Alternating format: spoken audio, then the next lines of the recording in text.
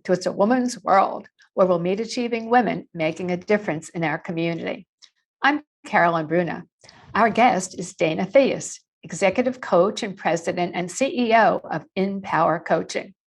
Welcome, Dana. It's great to have you on my show again. I actually had to look it up. You were on my show back in 2012, exactly 10 years ago.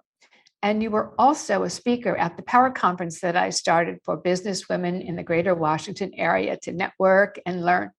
Luckily, we've remained friends through the years and somewhat connected.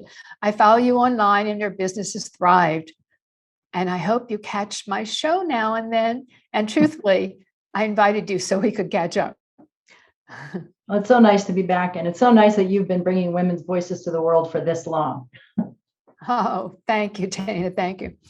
Actually, I'd like to ask you to please introduce yourself to our viewers who might not know you and tell what you're doing now and what are some of the exciting new things that you're working on.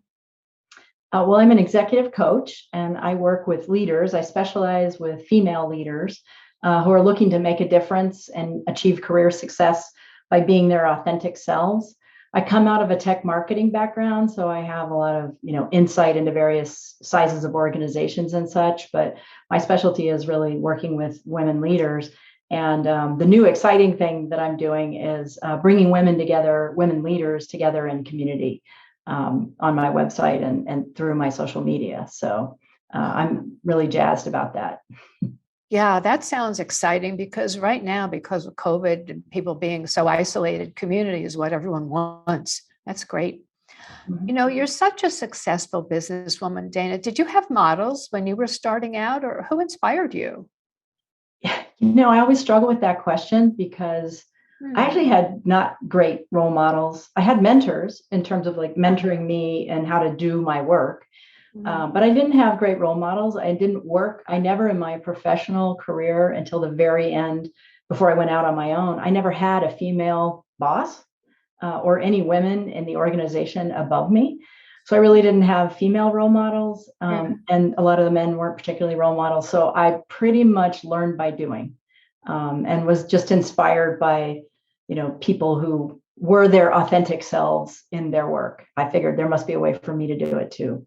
Mm-hmm. Yeah, experience is really one of the best teachers, as they say. Yep. For our topics today, we've selected two, actually. The Office Housewife, which I truthfully had never heard of, and the Imposter Syndrome, which I do know a bit about, but have not delved into it in detail. So you said also you'd bring in setting boundaries. And you have many takeaways that women can learn from right now. So how about if we begin with the Office Housewife? Please define Office Housewife for us and tell us its history and usage in business. Well, it's a relatively new term to me. I've discovered since hearing it. I think 2018 is the first time I read it in an article from the Harvard Business Review, but it was based on some research that was begun in 2010. So relatively speaking, it's new.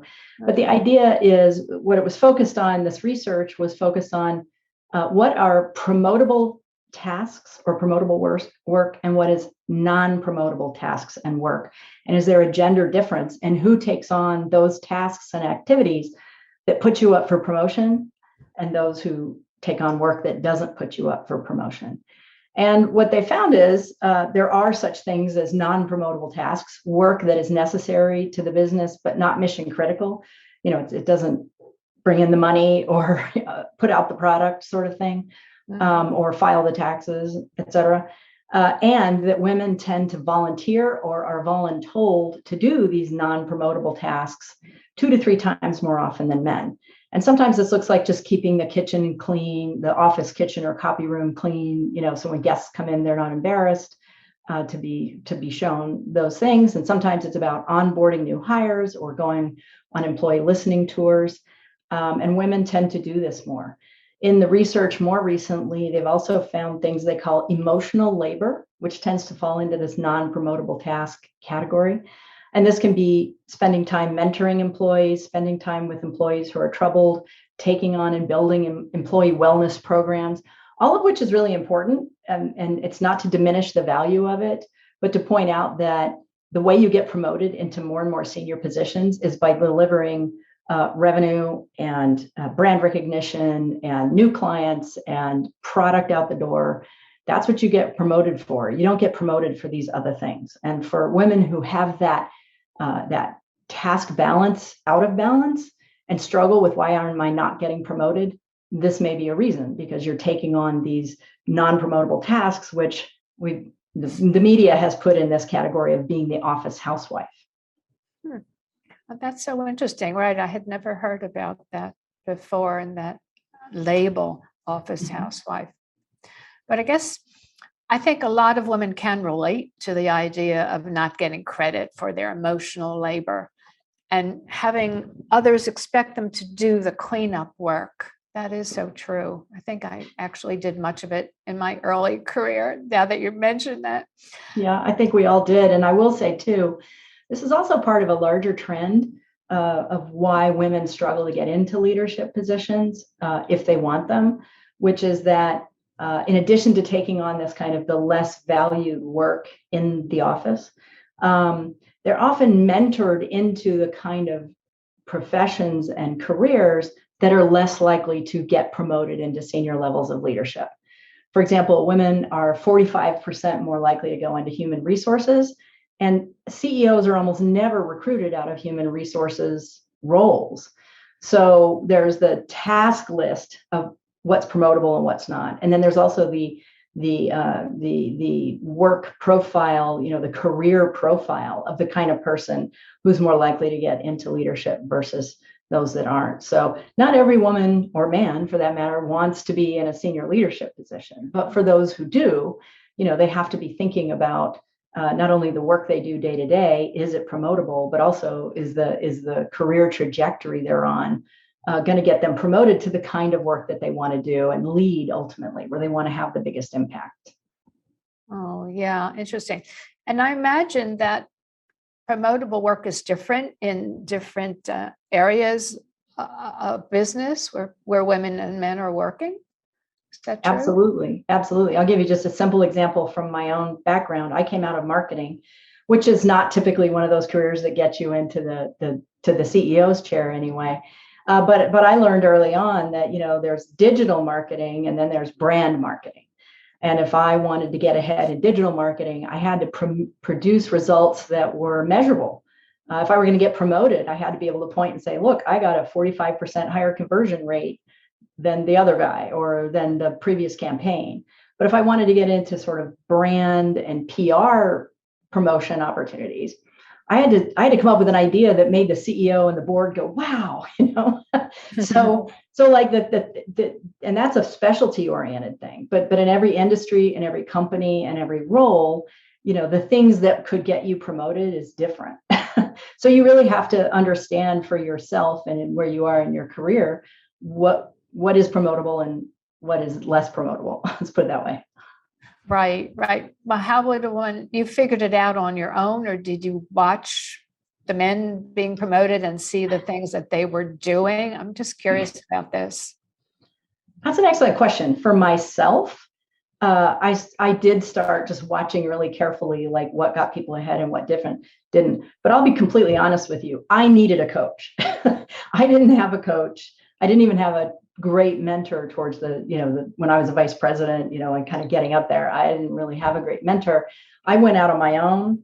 I became a consultant. That has it's not about getting promoted. It's about surviving, right? And getting business. And then I became a coach. And when I became a coach about 10 years ago, I started looking back on all these dynamics, not only through my own experience, but through my clients' experience. And that's when I started to really see and read the research and, kind of get smart on this about like, what are the dynamics in the workplace that can help you achieve your goals and what can't, and read research like this and such. So I wish I could say I had it all figured out when I was in the workplace, but I had to come to it much later. Yeah. Well, I think that's probably what all of us have. But I'm curious about, did you actually get a coach? Did you have coaches? Did you hire a coach? Because for other women who are in these positions, should they hire coaches? Is that something that you would recommend? Well, being a coach, of course, I'll say yes. Oh, right. Exactly. Forgot. You are. Yes. But I will say, so before, like 30 years ago when I was earlier in my career, people really didn't have coaches. Like CEOs had coaches, nobody else did. Right. Today, a lot more people do, and it's becoming, people are beginning to understand that we all need somebody outside ourselves to be a champion for us, not in the sense of going and getting us a job, although that's great. Those are sponsors, right? But we all need another voice that kind of balances, we can think out loud with, and that balances our voice in our head. Sometimes it's too critical, sometimes it's too positive. We all need another voice to kind of help us figure out, well, what are we doing well? Where are we growing? Where can I put my energy right now to get the biggest bang for the buck? That's what coaches do. So everybody needs one, I think. Yeah, actually, no, I agree, because I really feel I started when you did, or even earlier, I'm afraid. And we didn't have coaches back then. And I don't think I had role models either. And I wish I did. And now I really feel it's very important to have coaches. So let's go on with, we were talking about the Office Housewife. And I was wondering, has a pandemic made things better or worse for women in the workplace? Worse, no question. The pandemic put greater expectations and requirements on women to, be there for the kids that weren't going to school, to be there for, family members that were struggling with illness. The disconnections in business and our world. A lot of that pickup work fell on women, and including the emotional labor in the workplace of employees who are struggling. There are several studies that show that women at all levels, particularly leadership levels, picked up a lot of that emotional labor to try to care for employees, many of whom were, very stressed, if not traumatized, in the early days of the pandemic in particular. And the numbers show it. Women left the workforce at like twice the rate of men, and they are burning out more. Even most recently, as maybe 6 months ago, the last data I saw showed that women are burning out about 10% more often than men. And during the depths of the pandemic, it was much higher than that. So we have a bit of a deficit to come back from when it comes to the pandemic recovery. And I think awareness of these kinds of issues I'm talking about can help women, decide, how do I want to come back? What is it that I'm going to do to make sure my comeback is successful for me and doesn't lead me to more burnout?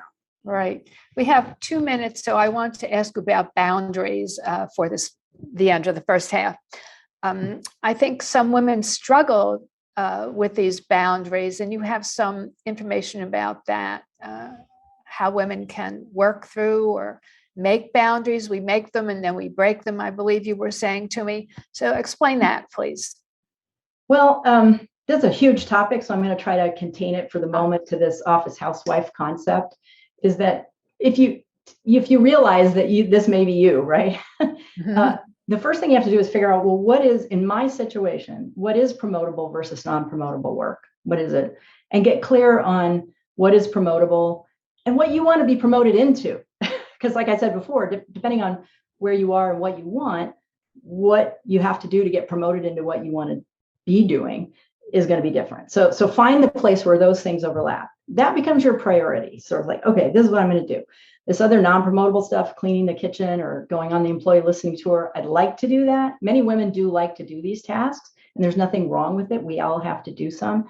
But you can draw a boundary and say, I'm willing to do some, but I'm not willing to jeopardize the things that are highest priority for me and my organization. And secondly, those non-promotable tasks, I will do my fair share.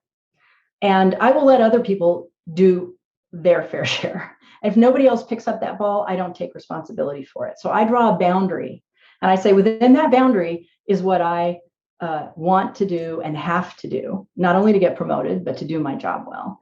And I will do that with integrity. And beyond that, I don't take responsibility for that. I don't take responsibility outside this line. And boundaries like this are kind of magical. They create choices for other people. They say, okay, you can count on me for this. You can't count on me for that. And we do it wrong most of the time. We usually say, I'm not going to do that.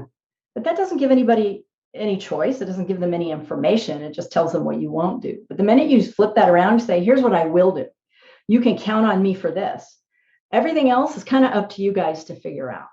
now you've created a boundary that creates choices for other people. And that can be very empowering to you and to them.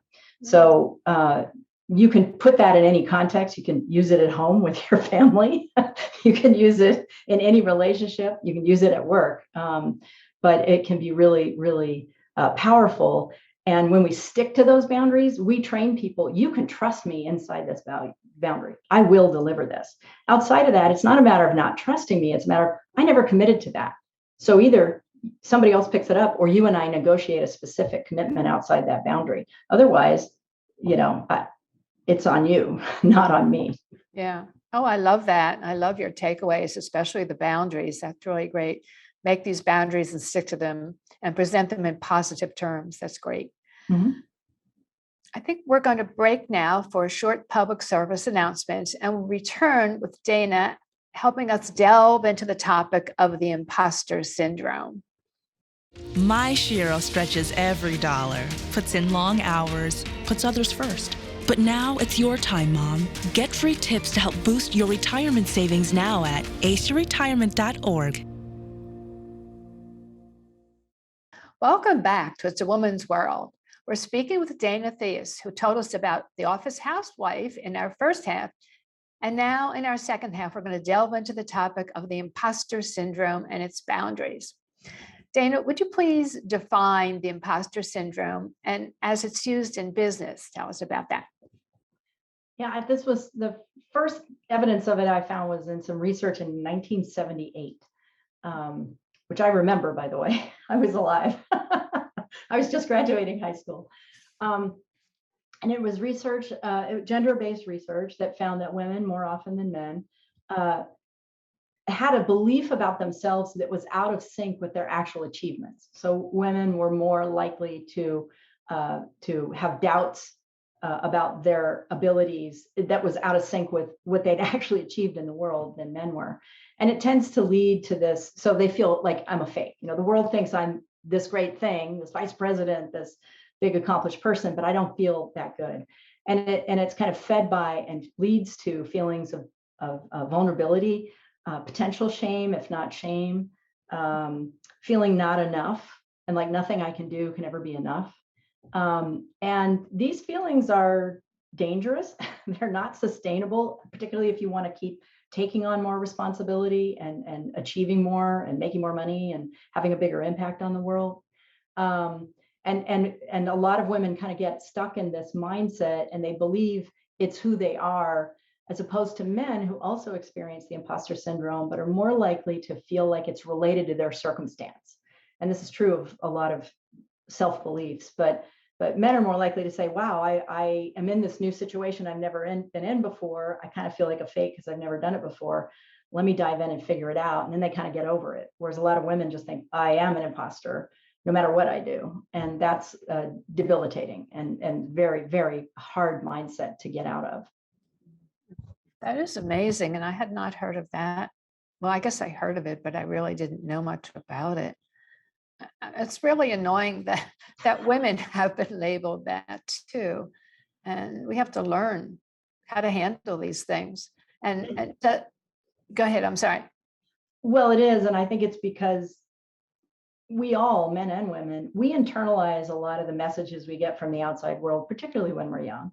And women tend to get more messages saying, play it safe, sometimes for very good reasons. There's reasons little girls need to play it safe sometimes.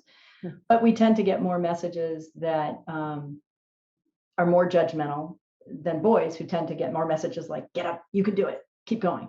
And, that kind of cascades throughout our entire life. And if we're not careful and we don't counter these messages, it can really lead us into a mindset like this where, we're constantly doubting ourselves. Yeah. Does the imposter syndrome make women more susceptible to taking on the non-promotable work that we were talking about first half? I think it's probably part of the dynamic. And I say that because a lot of the imposter syndrome is exacerbated by taking on risk. And, men who experience the imposter syndrome particularly experience it at high levels. If you're going to be the CEO, if you're going to be, take on a lot of risk, man or woman, there's the possibility the the price of failure is higher. So, your self-doubt has to be lower. So imposter syndrome is facilitated by taking on high risk. Well, if women, which many of us are, kind of are programmed with some of these thoughts right from the beginning, in part because the outside world is saying, well, appropriate feminine behavior is not to take compliments, to push it away, right? Well, if you're not taking compliments, you're not letting it in. Well, of course you feel like, well, that's not real. That's not really me. They don't know me. They don't know how bad I am, right? So we get into these kind of habits. Well, then we don't feel comfortable taking on risk. We don't ever learn how to take on risk, particularly when we're younger. And so we are more likely to want to go into a career field or take on work tasks that are lower risk. And we go back to promotable versus non-promotable tasks. Promotable tasks are promotable because they're higher risk. They have a bigger impact on the business. I can get promoted if I make my sales quota or I achieve my business development goals. And there's higher risk if I don't. So I do think that there's a relationship that women who are kind of caught in the imposter syndrome mindset are less comfortable taking on risk. But when they learn to manage risk and they learn to stay in their stretch zone and learn to live into their possibilities and their potentiality, then they learning how to manage the imposter syndrome becomes part of their success. And this is true for men too, that as we get outside of being entrapped by the imposter syndrome and learn to let it stimulate us to grow and to change and to learn how to manage risk and succeed anyway, that's when it becomes a skill and it becomes an ally in our quest, to become our best selves. Yeah, I like that a lot. And my next question is a little follow-up on that. Basically, I guess I want to ask you, how can women handle the imposter syndrome? And I do agree with that, not taking risks when we are younger, right?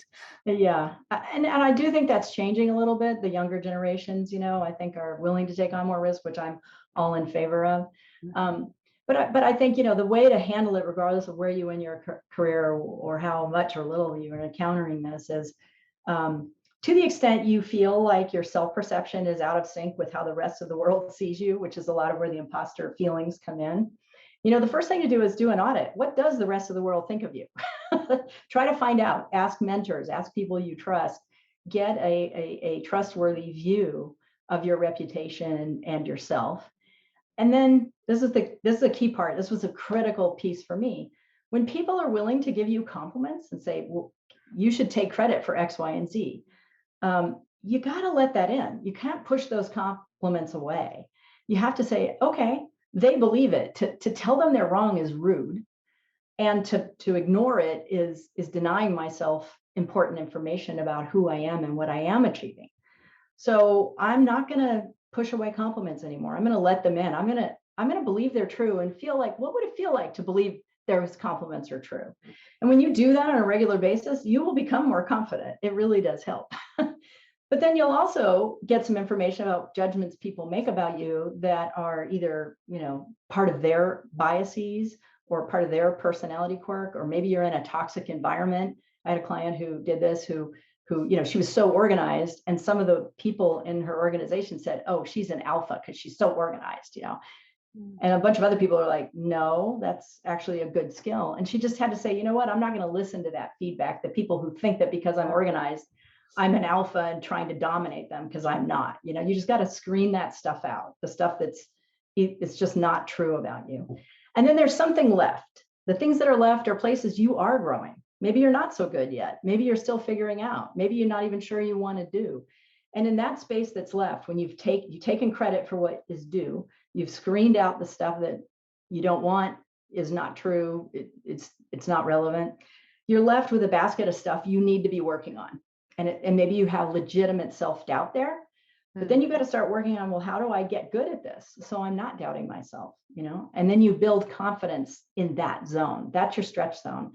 And when you just keep working on your stretch zone, you just keep taking things you don't know how to do and learn how to do them. And that makes room for more things you don't know how to do. And pretty soon, that's your skill set. You're comfortable in your discomfort zone. And you now have a skill that will help you grow in your career, but also as a person. And to me, that's where, that's the butter zone. That's the place to be all the time. And the skill to learn, both for career and just for personal fulfillment. I like that a lot, the skill to learn. And I do know that I, as well as you, was taught not to learn to accept compliments. I'm only slowly learning through the years. I'm trying now to believe the people who say that they believe something about me is positive, right? Yep, Like exactly. that. And your try, fail, succeed, and believe, I think, were the things there, great takeaways. Mhm. Yet, if it's easy for women to struggle, why do we still struggle with the imposter syndrome? Or you did mention some things, but just a quick little summary there. I think that's a $64,000 question, and I don't know the real answer other than that I do think a lot of it is internalizing those external voices that want to tear us down. And there are a lot of women out there who are just rewiring that dialogue in their head. Like, we all have an inner critic, but we also have an inner champion. We have inner voices, especially when we let in those good compliments. We have inner voices that can strengthen us. We just have to start listening to them and put them in dialogue with each other. Believe it or not, the voices in your head are just sit them down and have them talk to each other, and you'll learn a whole lot. And get a coach, and you'll really learn a whole lot. There you go. Promote yourself. Of course, you should. Actually, you're a wonderful coach, and I see amazing things about you online and your work, so I believe it. Thank you. Is there something else that I should ask you that I haven't yet? I don't know that this is a question you haven't asked, but I will put it this way. We all we work and succeed and fail in relationship with other people. And going back to that kind of core concept of boundaries, we own part of that, and other people own part of that. And for all of us, whether it's on the Office Housewife or Imposter Syndrome or anything else, when we own our part of our contribution to the success and the failure of everything that we're part of, and we take responsibility for our part of it, we really do give other people a gift and empower them to take responsibility for their part. Right. And that's, our part is what we control. And when we really commit to ourselves to do that and draw the boundary and don't take responsibility beyond that, it can have a very powerful effect for ourselves professionally and personally, and kind of naturally reorder relationships that we have with the people around us in a way that's very healthy for us. So take that principle and put it into effect. Yeah, Dana, tell people how they can get in touch with you, please. So you can go to inpowercoaching.com, INPOWER coaching.com. That's the easiest way. Okay, great. And is there something else you'd like to highlight about your own business and Empower Women? Well, I mean, I do one-on-one coaching, but I've launched an Empower Women mastermind community for women on the leadership track in upper middle management and beyond. And I would invite anybody who's, knows a woman in leadership, or who wants to be in leadership, or is a woman in leadership, to come check it out at empowercoaching.com. Okay, great. Thank you. Yeah, I love masterminds. They're relatively new to me as well, but I've been in a few and I think they're fabulous. There's actually research that shows that men benefit career-wise from broad networks. Women benefit from broad networks and narrow networks, deep relationships with other professional women, because we don't have enough role models. Yeah, great. Well, thank you. We're just about to end now. I hope you've enjoyed meeting our guest, Dana Theus, as much as I've enjoyed catching up with her. What did you learn about the executive housewife and the imposter syndrome that you'd like to share? Let us know. We're Women's World TV at AOL.com. Remember, it's a woman's world. See you next time. I'm Carolyn Bruna.